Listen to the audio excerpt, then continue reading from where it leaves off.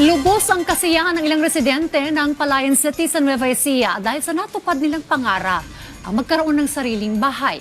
Kinatuwa rin ng mga benepisyaryo ng Expanded 4PH program ang mababang buwan ng hulog sa nakuha nilang pabahay ng gobyerno. Ayon kay Donna Ramos, malaking tulong sa kanila ang mababang hulog, lalo na sa kanilang pang-araw-araw na gastusin. Nagpasalamat din si Vincent Jeronimo dahil hindi na mabigat sa kanilang bulsa ang buwan ng hulog sa sarili nilang bahay.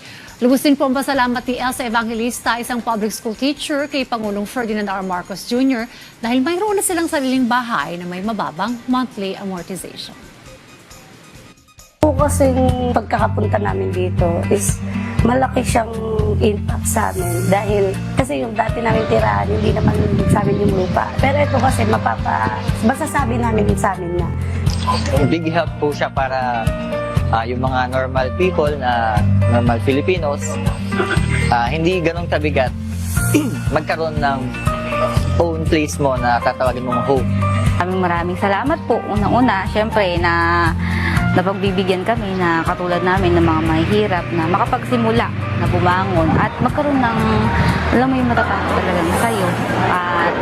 Peace kasi nandun ka sa sarili mong lugar sa bahay. Maraming salamat pa rin kay Pangulong Presidente.